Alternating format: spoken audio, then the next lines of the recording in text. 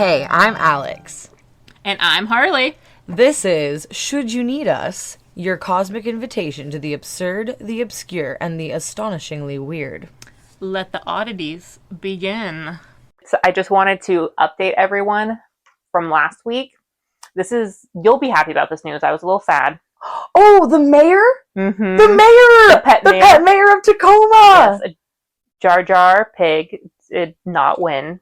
He lost by a landslide, unfortunately, so I was very sad. But Nacho! He came up on top. Your Nacho favorite. the cat! Yes, dude, I saw that. Dude, I think I texted the group chat on Instagram, or I messaged the picture of him winning.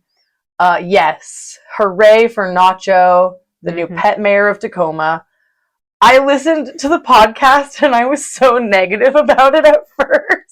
I was like, fuck that liberal performative bullshit. And then 5 seconds later, I was like, okay, I can get down if it's like a cat. If it's a cat, then sign me up. Mm-hmm. Wow, congrats to Nacho. I know, I'm so proud. I'm excited to see what he's going to do for that one day.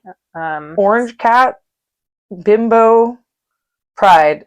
I feel like some terror is going to ensue because orange cats are known for being little terrors. They all share one brain cell, so I have a feeling we'll see some interesting decisions made from Mayor Nacho.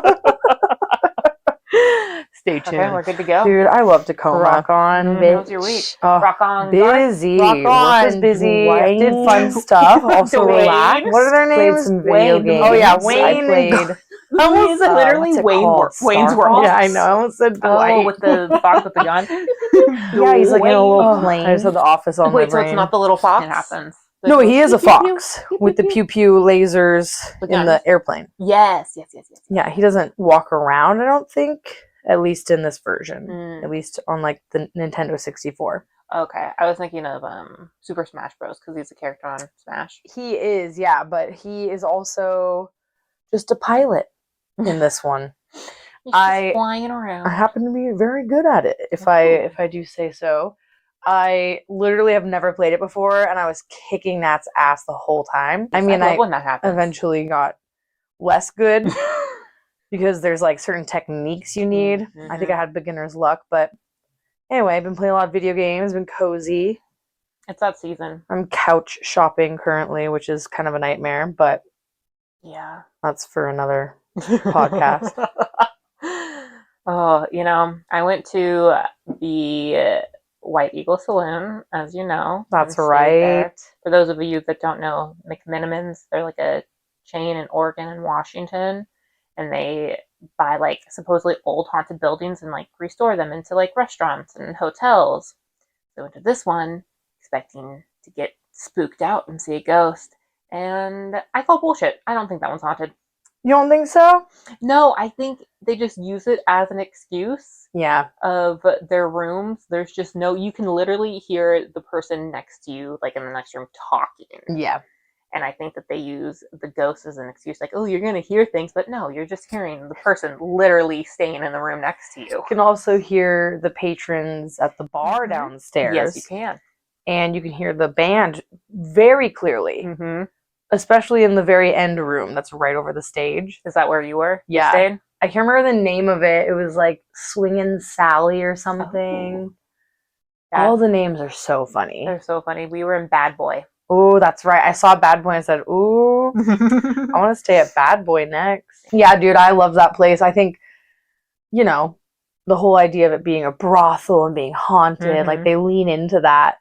But I think it actually used to be a brothel. Yeah, I read the whole story. I looked it up. It's called the White Eagle because some Polish guys bought it, or like built it, started it, and the White Eagle is on their flag, so that's why it's called White Eagle on the Polish flag. And then, it was known then for being a brothel and gambling, and then got shut down, and then there were tunnels, and they used to Shanghai people into the tunnels and then kill them. And I don't remember. Okay, that's a lot. Yeah, so apparently there's tunnels too. Wow. They called the Shanghai tunnels. That's wild. I feel like I didn't read a lot of what was on the wall in there, but I wish I had. We were just there for one night. But I liked the big painting of like the naked lady laying on the bench or whatever. Oh, yeah. In the moonlight on the stairs. Oh, that was beautiful. Yeah. Yeah, it was a cool spot. I don't like the joint bathrooms at a lot of the McMenamins, but it's just kind of like hostel vibes. Yeah. Like if it's a cheap night. Exactly. That's why it was like the cheapest McMenamins to stay at. So I was like, we'll just do that one. If we go back down there, I want to stay at the Crystal Hotel because that one looks snazzy. We walked around that one. It's like the Crystal Ballroom or whatever. That one was pretty. I think that one is also haunted. They're all rumored to be. They're all supposedly haunted. I mean, that's their whole shtick, and I do think there's probably truth to it at the Elks Temple in Tacoma. Yeah. The Freemasons are into some weird shit, and that place had like the pools, and who knows what kind of things happen in underground hotel pools. We should look up the history of that. I know, I was actually about to. That's why I'm opening my computer right now. I was like, actually, let's write down what might be a spooky story with the Elks Temple.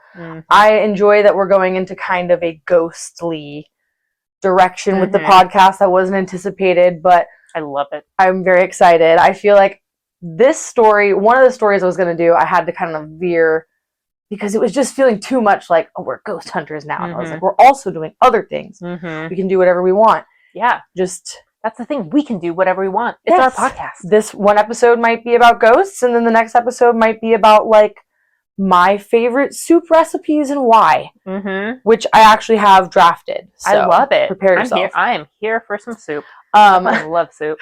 Nat and I went to a birthday party this week. That's what I was going to say.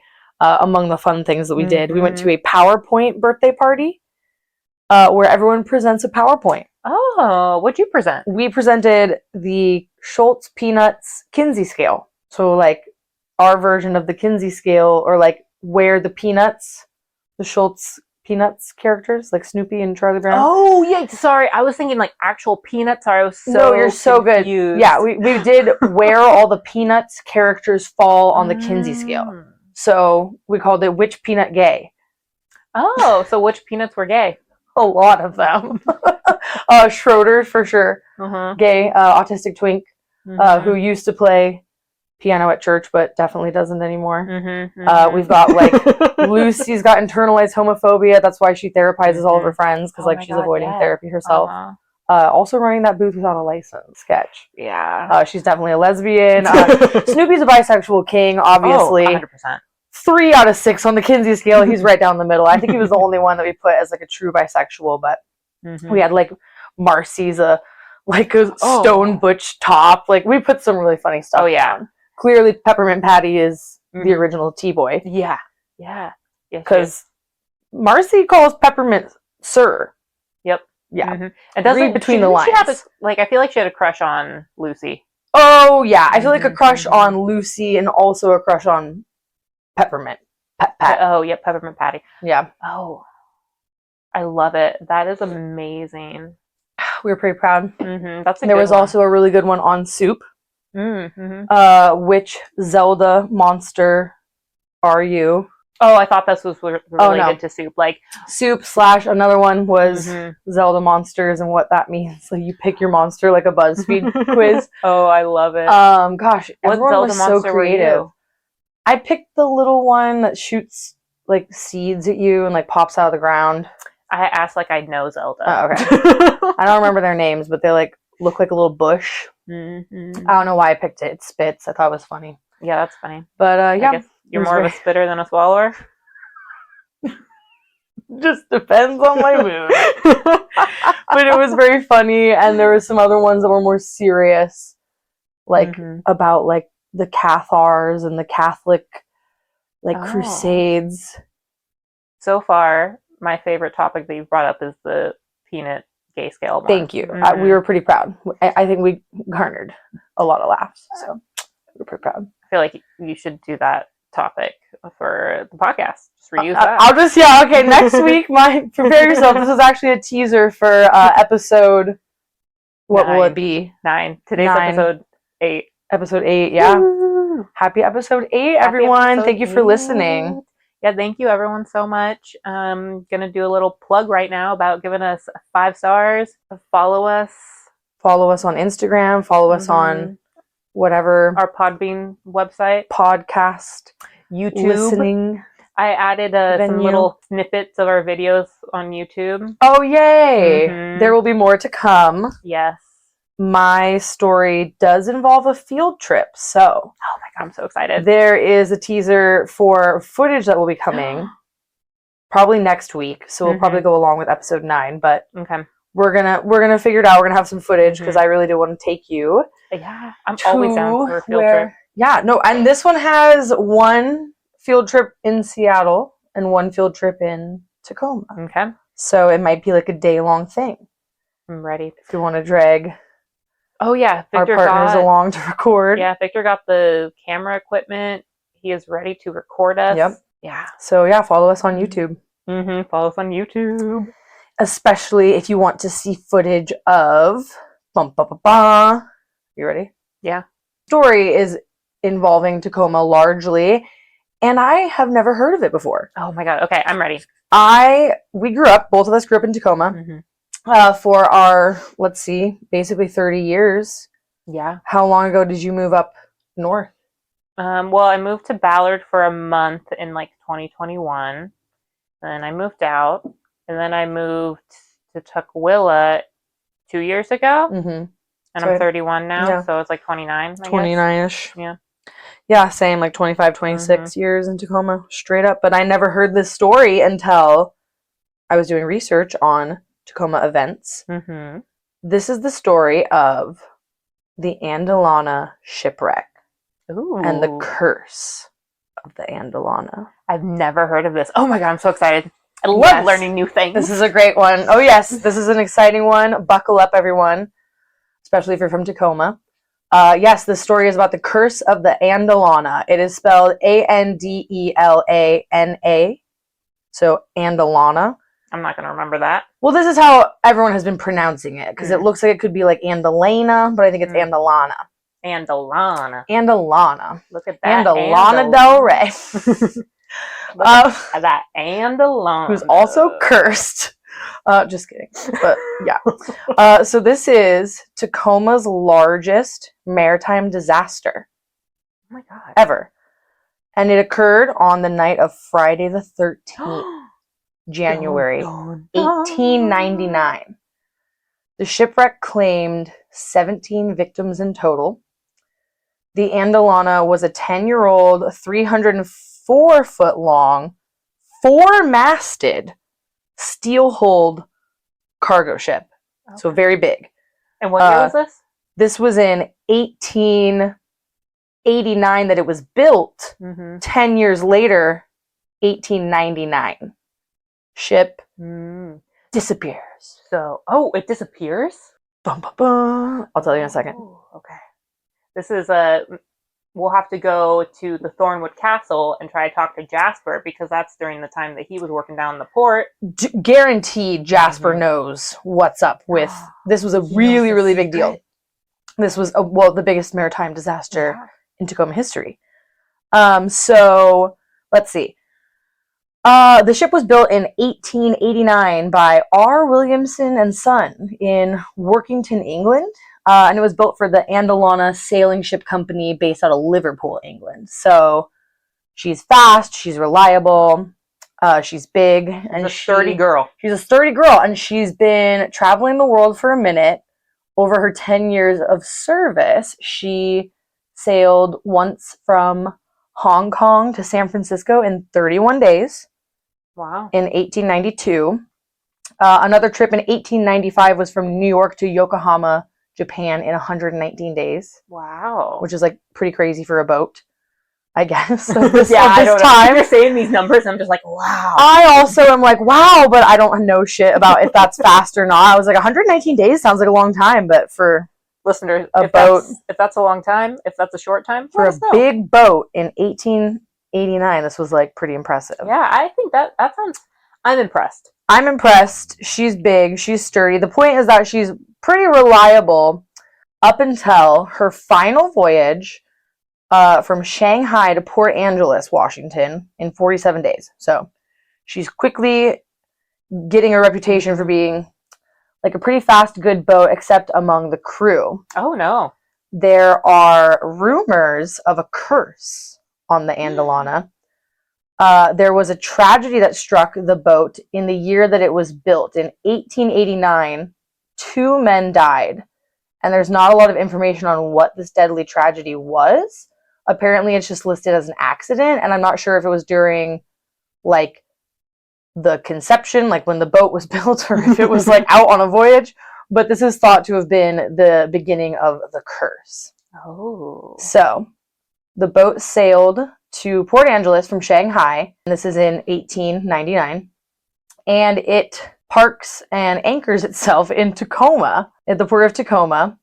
However, this is the last time the boat is ever seen, and it would never leave the City of Destiny again.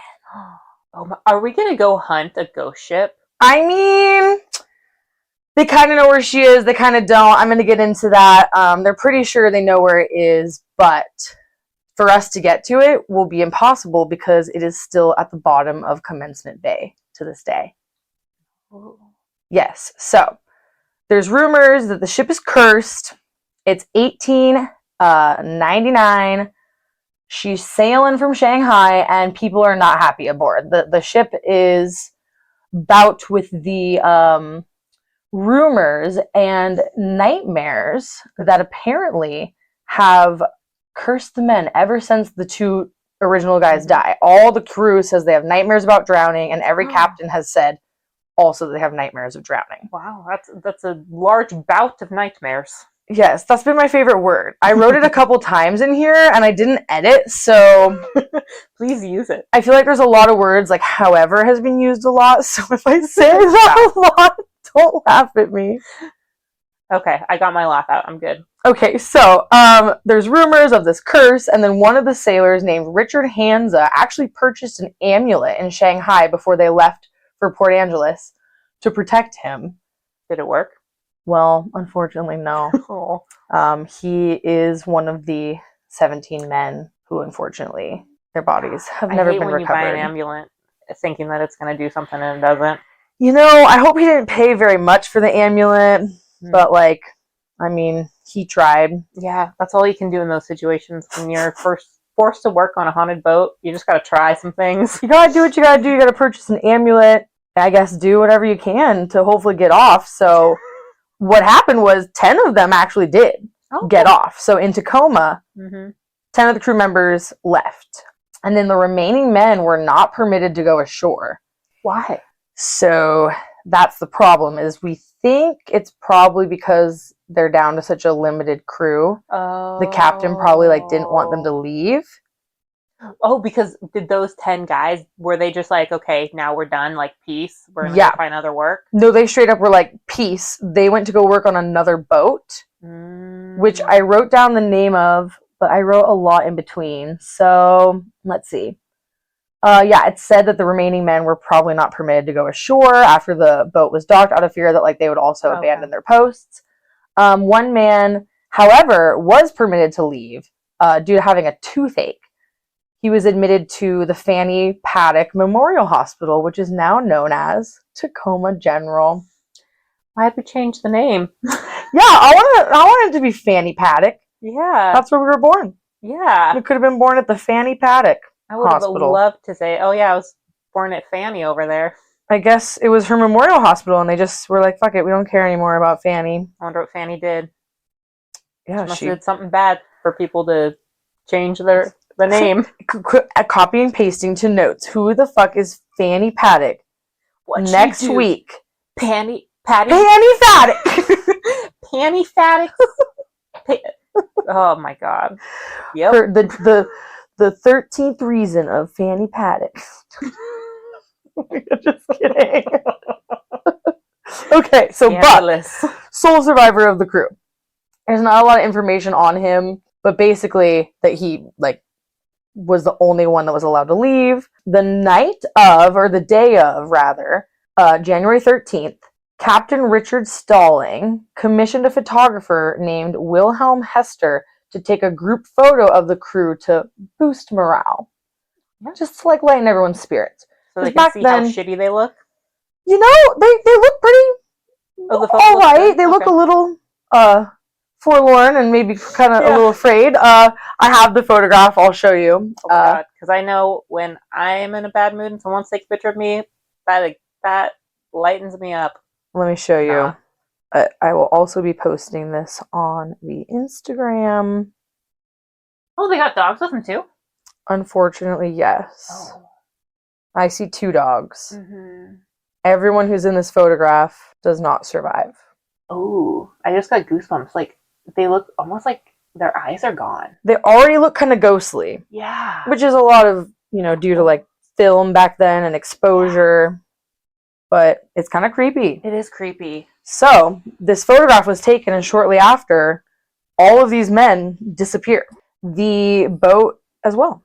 And apparently, the photographer, Wilhelm Hester, after he takes this photo, is quoted to have no longer ever wanted to photograph an entire crew. He is really freaked out that all these men died right after he took their group photo. So he would only do crew photos if one person would step out. He didn't want to photograph entire groups of people after that. Interesting. Yeah, there's quotes about him not wanting to do that.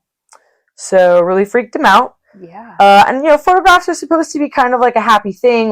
You get this portrait of yourself if you don't run away and abandon your post. And there is some wind going on Commencement Bay that evening. It's rumored that there was a storm coming in, and there's definitely powerful gusts of wind going on that evening of January 13th. And then overnight, the ship is going to sink with no sound, no witnesses, and it just seemingly disappears. In the morning, Captain Samuel Doughty of another British 4-masted bark, which is the same kind of boat as the Andelana, wakes up and basically he's a few hundred yards away and sees the ship's gone, completely vanished.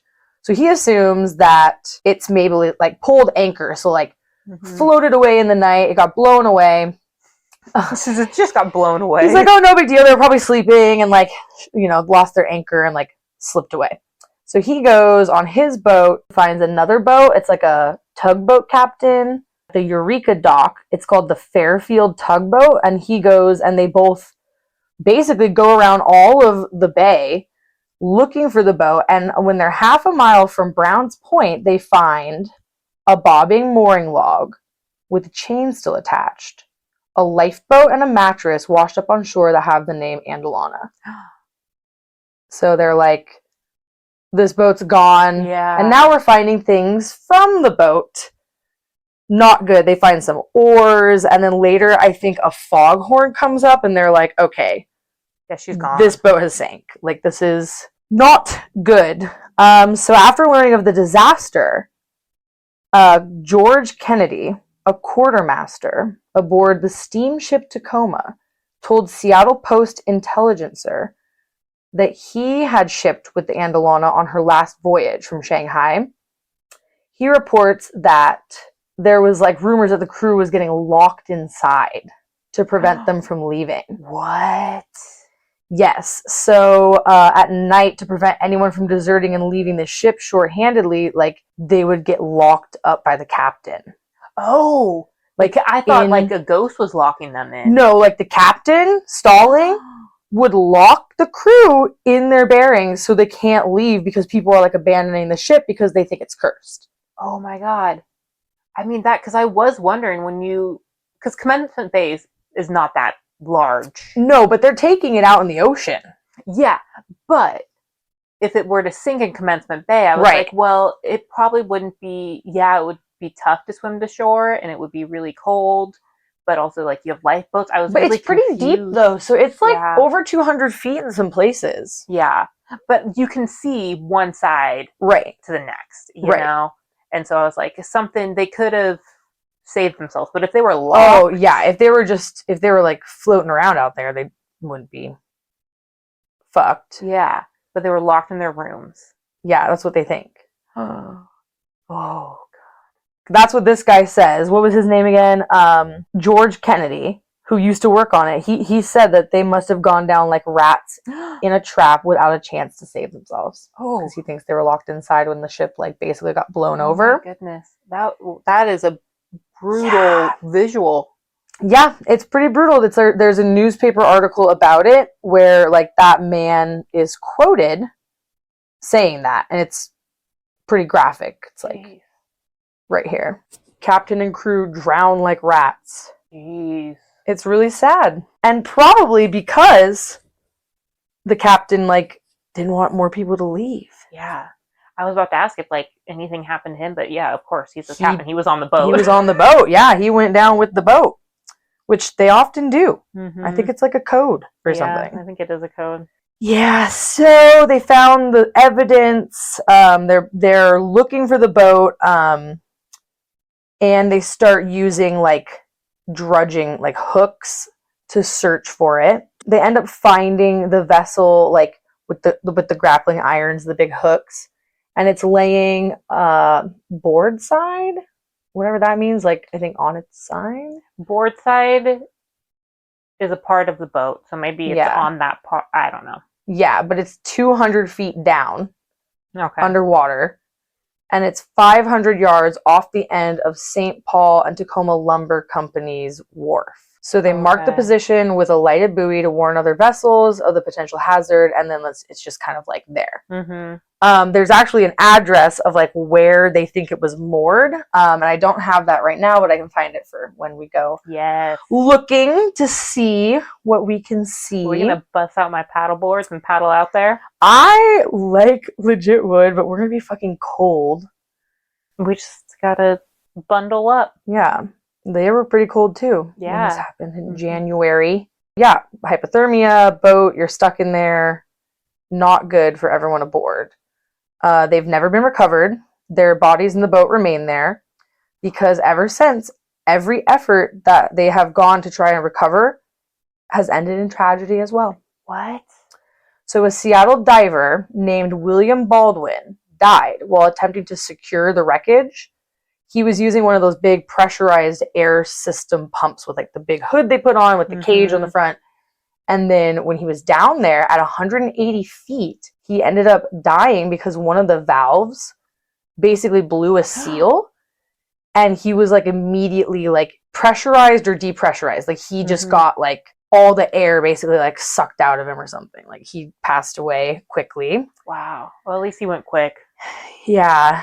And that system that he used, I don't know if it's the exact one, but one of the systems like that is on display at the Foss Waterway Seaport Museum. Oh, yes, let's go to the museum. Yes, where we can go. And we had, at least I performed there. I never did. For a high school dance class. Oh, I never took dance. Oh, yeah. Well, me and Bria did, and we performed at a stage there at the museum, at the Maritime Museum. God. Okay. Yep. Is there Pretty videos funny. of the dance? Unfortunately, I think there might be, yeah. Somewhere on Facebook. Oh my god. So, pump system similar to this is like on display there. We can go look at it. On another incident in like 1950, so a lot later, another diver accidentally comes across the Andelana and finds like this port light. It's like a little window glass thing attached to some wood, and brings it up, and then ultimately later, pretty soon after, dies of a heart attack after bringing up this piece of the ship. Port light itself is often on display at the Washington State History Museum. So we can go look at that too. Yes. The Foss Waterway Seaport Museum also houses another potentially haunted item. From the boat? Well, mere feet away from where the actual Andelana sunk sits a scale model of the ship made by a Tacoma resident out of the wood from the streetcar from the infamous disaster of July 4th, 1900 that killed 44 people. Oh. An anonymous Tacoma artist used a piece of that streetcar's bloodied wood to carve a ship replica of the Andelana. That's a little messed up. Yeah. No wonder that thing's cursed. Yeah, so basically it was just kind of like made to be like a taboo, spooky object. You know that I had ancestors that actually died in that streetcar accident? No. Mm-hmm. Who? What the fuck? Yeah. A great grandpa, uncle, something. I don't know. I'll have to ask my aunt about it, but yeah. Oh, dude, we could do a whole episode on that because it is a very horrifying tragedy. Mm-hmm. Yeah. people were crushed, and it's very sad. So this object, obvious fuckingly, has always had paranormal activity. Yeah. Like, reported to be attached to it. Let's make a model of a cursed boat out of a tragic accident. Out of a tragic accident. idea. The people who work at the Seaport Museum have reported that they have to keep electronics away from this model because they, quote, fry when near it. What? Yeah, that's what they say. They also say that things in the museum move around at night. So, haunted? Yes. What do you think? Oh, 100%. Yeah, I think it's probably haunted because it was basically made out of haunted things. Like, why would it not be haunted? Yeah, that would have seen a lot of blood and death. And it's described as being like a bloodied piece of wood, so I don't know if it like actually has blood on it, or if people are just saying like from the accident. Oh my goodness. From the disaster. I'm so excited to go. We gotta go. It's unknown exactly who crafted this or why, but we kind of think we know why. I wouldn't want my name attached to that either. Yep, and obviously because these two disasters occurred so close together, it left a huge impression on the community. But yeah, we're not sure why this art was created. You can go see it. Yes. We can also go see the other pieces of the boat that have been salvaged at the Washington State History Museum and the waterway, which I think are actually both right by each other. A little bit, like, yeah. Not too far. Not too far. You could walk. It'd be a long walk, but you could walk. Yeah, so we could have a field trip day. Yeah, I think it's just, like, it sank because they determined, like, it didn't have enough, like, in the vessel. Like, it was too top-heavy. Like, underneath, it didn't have enough inside it because they hadn't loaded the grain that they were supposed to load to take to Europe. And there was a lot of wind happening that night. Yeah. So they think that it basically just, like, tipped over. It had 4 masts. They may not have, like, you know, battened down the hatches enough. Wild. Since it was such a skeleton crew of people. And they think that basically what happened was, like, the wind blew the port side log, the mooring log, like, lifted out of the water and, like, broke the chain. So there was nothing left to, like, stabilize the boat. And then it just ended up tipping and basically taking on water and capsizing. I hope that, at least for, like, the crew's sake, like, when it tipped, like, some of them maybe got, like, you know, knocked unconscious or something. Yeah. One can only hope. Yeah. Yeah, imagine the survivor guilt that Buck must have, who was at the hospital for his tooth having a toothache. Or maybe the relief. Yeah. He's like, I don't have to go back on that cursed thing now. Hopefully the relief. I mean, I would have been saying I had a toothache too. There's pictures of the other boat that, like, helped go out and, like, look for it. That's, like, the same kind of boat. And then the tugboat. Oh, I love a good tugboat. So cute. I want to live on one. The Fairfield. But yeah, I'll post these photos on the Instagram, and that is the tale of the curse of the Andelana. They have pretty much located it, but they still don't have the equipment to, like, bring it up. Apparently it's really hard to find it by drone or sonar. Interesting. It's elusive. Maybe it doesn't want to be found. Yeah, that's what I was literally just about to say. That I don't think it wants to be found. I think it's, like, good chilling down there. Yep. So that is still down there in Commencement Bay right now, covered with silt from the Puyallup River, and it's very hard to find, but it's still there. What we could do is we could go get our scuba diving license and go ourselves. Fuck no. No? Are you joking? It's cursed. That's the whole point. The other dudes who went to look for it died. That's true. Okay, yeah. The two divers who they have recorded died. And apparently there were other people that died during the efforts made to, like, salvage it in the beginning. Yeah, that boat doesn't want to leave the ocean. It's down there. I feel like that's just the way that it is. And sadly, there's not a lot of, like, written history on, like, the families or anyone affected by it. There's just the list of the 17 names. And yeah, it's really sad. I want to know more about, like, why is it cursed? Like, what? Like, okay, yeah, guys were having nightmares and stuff, but, like, what was, like, where did the curse originate from? Yeah, I mean, it was made in England for that company in Liverpool, the Andelana sailing ship company. So yeah, there's chances that, like, it was made of cursed bloody wood car on a made of what? A bloody streetcar. Yeah, wood. It was made of bloody streetcar wood in the very beginning. Honestly, What if? What if? What happened first? The ship. Oh, okay. Yeah. The streetcar accident happened in 1900, July 4th. Okay, never mind. Which maybe we'll do an episode on. Mm-hmm. Also, I'm going to cite my sources real quick. Oh, yes. The search for the wreck of the Andelana, Part 2, The Curse. YouTube video on the Education Foss Waterway page, and then the Pretty Gritty Tours page, which you can go visit the Pretty Gritty Tours if you want to. That would be fun. We should do that. Yeah, that could be our field trip. They'll take you around and tell you the history of the boat.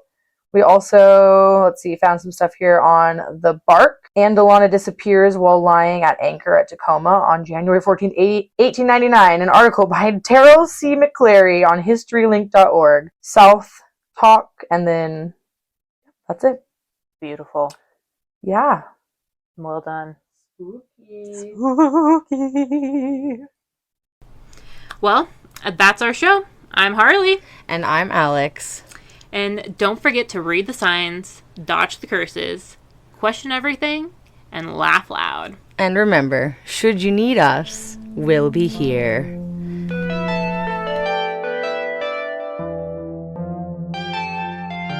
Rock on, bitch. Rock on, Garth. Rock on, Dwayne. Dwayne. Wait, what are their names? Wayne. The movie Oh yeah, Wayne and Garth.